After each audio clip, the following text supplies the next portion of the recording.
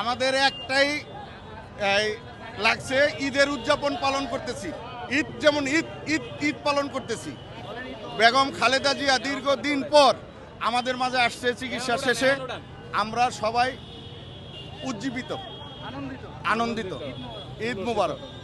আমাদের প্রিয় নেত্রী দেশনেত্রী বেগম খালেদা জিয়া বাংলাদেশের 18 কোটি মানুষের আশা আকাঙ্ক্ষার প্রতীক। উনি অসুস্থ এবং সুস্থতার জন্য গত হাসিনা সরকারের সময় ওনাকে চিকিৎসার কোনো সুযোগ দেওয়া হয় নাই, কিন্তু বর্তমানে উনি চিকিৎসার জন্য দেশের বাইরে লন্ডনে চিকিৎসার জন্য গিয়েছিলেন এবং উনি সুস্থ হয়ে আমাদের মাঝে আজকে ফিরে আসবেন। এই আনন্দটা আসলে বলার ভাষায় প্রকাশ করতে পারবো না, কারণ উনি বাংলাদেশের মানুষের জন্য যে উন্নয়ন, যে কল্যাণকর কাজ করেছেন, ওনার ঋণ এই দেশ সারা জীবনে শোধ করতে পারবে না। উনি আমাদের প্রিয় নেত্রী। উনি আসাতে আমাদের আজকের দিনটি ঈদের উৎসবের মতো আমরা পালন করছি।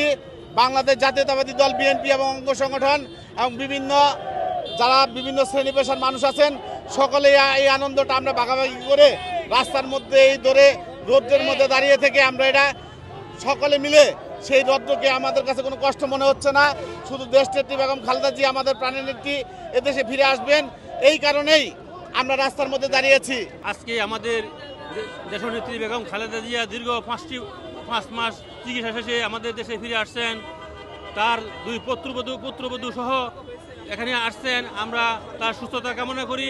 আমরা খুব আনন্দিত এবং গর্বিত। এই জন্য আজকে বিএনপির লক্ষ লক্ষ নেতাকর্মী এখানে সমবেত হয়েছেন। তাকে অভ্যর্থনা জানানোর জন্য আমিও সেই নরসিংদী থেকে একজন শ্রমিক দলের একজন কর্মী হিসাবে আমি এখানে এসেছি। আমি আমার মতামত ব্যক্ত করছি। আল্লাহ হাফেজ। যে জিয়া কৃষকের, যে জিয়া স্বাধীনতার,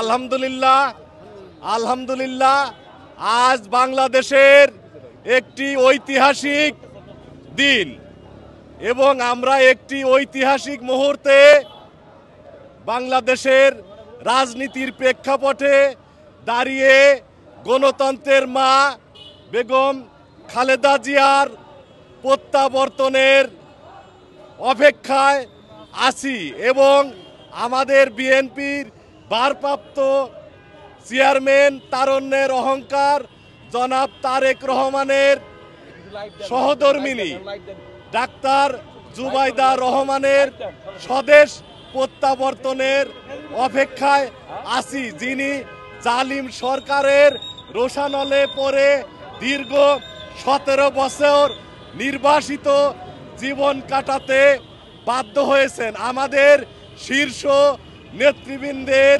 স্বদেশ প্রত্যাবর্তনের অপেক্ষায় আমরা অধীর আগ্রহে এখানে অপেক্ষা করছি এবং মহান আল্লাহ পাকের সীমাহীন পবিত্র দরবারে শীর্ষ নেতৃবৃন্দের স্বদেশ প্রত্যাবর্তন যেন নির্বিঘ্ন হয় এবং মহান আল্লাহ পাক আমাদের শীর্ষ নেতৃবৃন্দ সহ আমাদের বাংলাদেশকে যেন কবুল করেন ইনশাআল্লাহ।